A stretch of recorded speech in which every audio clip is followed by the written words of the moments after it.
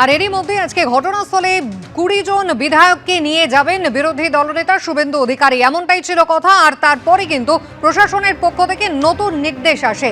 ঘটনাস্থল এবং তার আশপাশের ১০০ মিটারের মধ্যে ৫ জনের বেশি লোকের জমায়েত নিষিদ্ধ।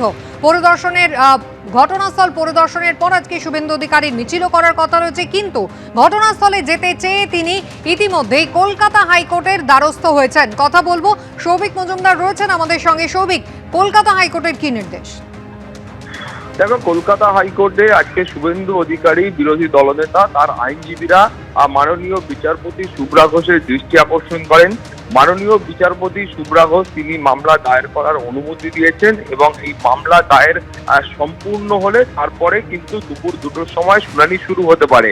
এখন শুভেন্দু অধিকারী বিরোধী দলনেতা তার আইনজীবীদের বক্তব্য হলো যে এতদিন পর্যন্ত তারা দেখতে পেয়েছেন যে ঘটনাস্থলে মেয়র ফিরহাদ হাকিম, দমকল মন্ত্রী সুজিত বসু সহ একাধিক তৃণমূল কংগ্রেসের বা রাজ্য সরকারের নেতা মন্ত্রীরা তারা গেছেন এবং সেখানে অবাধে গিয়ে তারা ঘুরে চলে এসেছেন। কিন্তু যখন শুভেন্দু অধিকারী তিনি ঘোষণা করলেন যে তিনি ঘটনাস্থলে যাচ্ছেন, তার আগেই পুলিশ প্রশাসনের তরফ থেকে অতি সক্রিয়তার সঙ্গে এই ধরনের পদক্ষেপ করা হলো।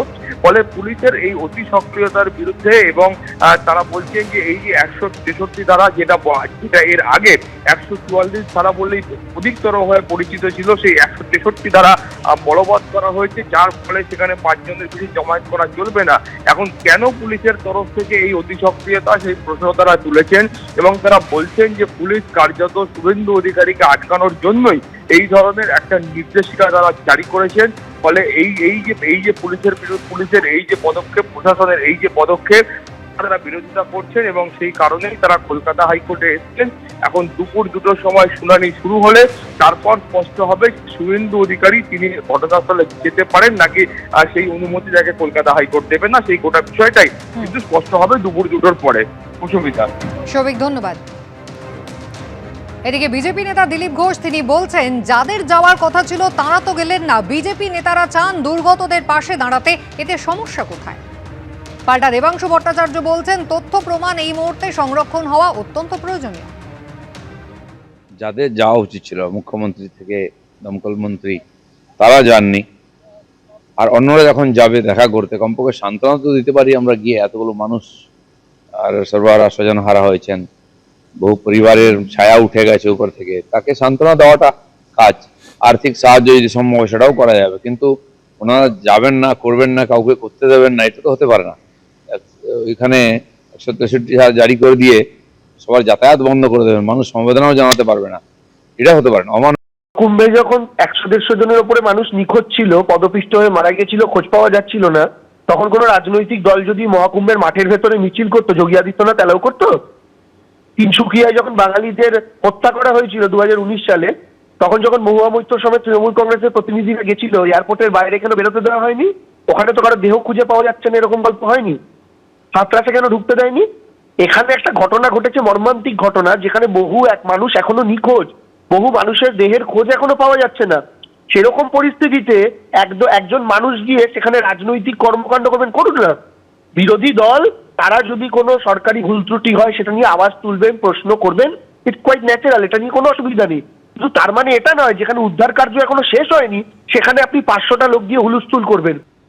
একদিকে দলীয় ২০ জন বিধায়ককে সঙ্গে নিয়ে বিরোধী দলনেতা শুভেন্দু অধিকারী তিনি ঘটনাস্থলে যেমন যেতে চান সেই অনুমতি চেয়ে কলকাতা হাইকোর্টের দ্বারস্থ হয়েছেন, তার পাশাপাশি তিনি মিছিল করতে চান, যদিও সেই মিছিলের অনুমতি দিল না কলকাতা পুলিশ। কথা বলবো, ঐশী মুখোপাধ্যায় আমাদের সঙ্গে সরাসরি রয়েছেন। ঐশী, কলকাতা পুলিশের তরফ থেকে কি যুক্তি দেখানো হলো? দেখো, প্রথমে তোমায় জানিয়ে রাখি যে ঘটনাস্থল পরিদর্শন এবং যে মিছিলের কথা শুভেন্দু অধিকারী গতকাল প্রেস কনফারেন্স থেকে জানান, তারপরেই কিন্তু দেখা যায় যে এই ঘটনাস্থল যেখানে আমরা এই মুহূর্তে দাঁড়িয়ে রয়েছি নাজিরাবাদে, সেখানে ১৬৩ বিএনএসএস জারি করা হয়েছে, অর্থাৎ এখানে ৫ জনের বেশি জমায়েত করা যাবে না, এমনটাই কিন্তু নির্দেশ। এবং সেই অর্ডার শিট তাও কিন্তু পুলিশের পক্ষ থেকে এখানে দেওয়ালে দিয়ে দেওয়া হয়েছে, প্রদর্শিত করা হচ্ছে, যাতে এখানে কোনো রকম ভিড় এবং তারই সঙ্গে জমায়েত না হয়। এরই সঙ্গে তোমায় জানিয়ে রাখি যে আজকে একটি মিছিল করার কথা ছিল যাদবপুর যে সাংগঠনিক সাংগঠনিক জেলা রয়েছে বিজেপির, তারা কিন্তু ঘোষণা করেছিলেন, তাদের যে পোস্টার তাও বেরিয়ে গিয়েছিল যে তারা মহামায়াতলা থেকে নরেন্দ্রপুর পুলিশ স্টেশন পর্যন্ত একটি মিছিল করবে, কিন্তু সেই মিছিলের যে অনুমতি তা বারুইপুর জেলা পুলিশ দেয়নি এবং সেই মর্মে কিন্তু তারা ইতিমধ্যেই চিঠি দিয়ে উত্তর দিয়ে জানিয়ে দিয়েছেন যে বিশেষ কিছু কারণের জন্য এই মিছিলের যে অনুমতি তা কিন্তু দেওয়া হচ্ছে না। অর্থাৎ এখানে যে 20 জন বিধায়ককে নিয়ে শুভেন্দু অধিকারী আসবেন বলেছিলেন, এলাকা পরিদর্শন করতে আসবেন, ঘটনাস্থলে আসবেন, সেই বিষয় নিয়ে যেমন এই মুহূর্তে তিনি হাইকোর্টের দ্বারস্থ হয়েছেন, এখন সেই অনুমতি মেলে কিনা সেই বিষয়টার উপরে যেমন নিষেধাজ্ঞা রয়েছে এখনো পর্যন্ত পুলিশের পক্ষ থেকে, তারই সঙ্গে কিন্তু মিছিলের উপরেও নিষেধাজ্ঞা রয়েছে। আমি তোমায় দেখাতে বলবো শুভঙ্করকে ছবিটা। এখানে কিন্তু তৎপরতার সঙ্গে যে কাজ হওয়ার কথা সেই কাজ চলছে, উদ্ধার কার্য চলছে এবং সেই বিষয়গুলি যাতে আর বেশি ক্ষতিগ্রস্ত না হয় সে কারণেই কিন্তু এই সম্পূর্ণ এলাকাটা পুলিশের পক্ষ থেকে সিল করে দেওয়া হয়েছে। আমি দেখাতে বলবো শুভঙ্করকে ছবিটা। সম্পূর্ণ এরিয়াটা দেখা যাচ্ছে যে দুরকম ব্যারিকেড করে কিন্তু ঘিরে দেওয়া হয়েছে যাতে বাইরের থেকে ভিতরে কেউ প্রবেশ করতে না পারেন। এবং তোমাকে যেমনটা বলছিলাম যে আজকে মিছিলের অনুমতি যেমন পুলিশের পক্ষ থেকে দেওয়া হয়নি, তেমনই কিন্তু এই যে ঘটনাস্থল সেখানেও কিন্তু 5 জনের বেশি আসা যাবে না এমনটাই কিন্তু নিষেধাজ্ঞা রয়েছে। এখানকার 100 মিটারের মধ্যে কোনো রকম জমায়েত করা যাবে না এমনটাই কিন্তু পুলিশের পক্ষ থেকে এখনো পর্যন্ত নির্দেশ। একেবারে ঐশী বিটন ছিলাম, সবাইকে ধন্যবাদ। এবিপি আনন্দ, এগিয়ে থাকে, এগিয়ে রাখে।